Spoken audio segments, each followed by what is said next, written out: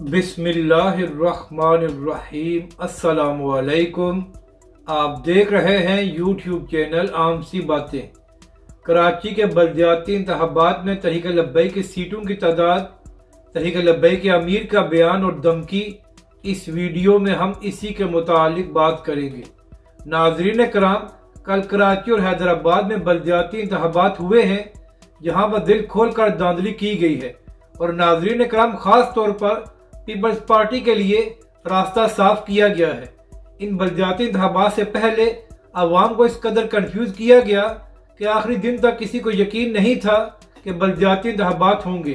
तो यही वजह है कि कल टर्न आउट भी बहुत कम रहा है, और जब किसी इलेक्शन में टर्न आउट कम होता है तो फिर वहां पर धांधली करना भी बहुत आसान हो जाता है, और फिर इसके बाद नताइज को भी मैनेज करना बहुत आसान होता है।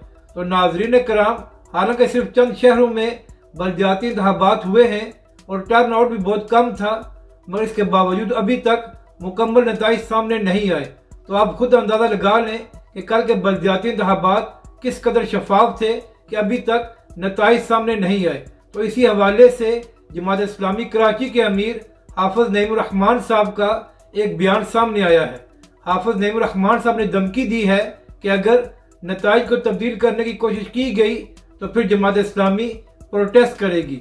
जबकि दूसरी जानब तहरीक लब्बैक पाकिस्तान कराची के अमीर मुफ्ती कासिम फखरी साहब ने यह इल्ज़ाम लगाया है कि जिन पोलिंग स्टेशन पर तहरीक लब्बैक पाकिस्तान का वोट बैंक ज्यादा था, वहां पर जानबूझकर पोलिंग के अमल को लेट शुरू कराया गया ताकि कम वोट कास्ट हो।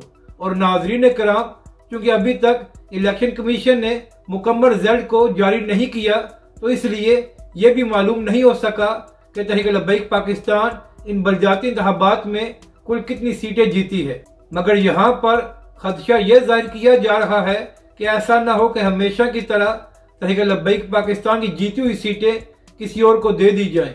अपनी राय का ज़रूर इजहार करें कि आपको यह वीडियो कैसी लगी, और हमारे इस चैनल को भी सब्सक्राइब करें।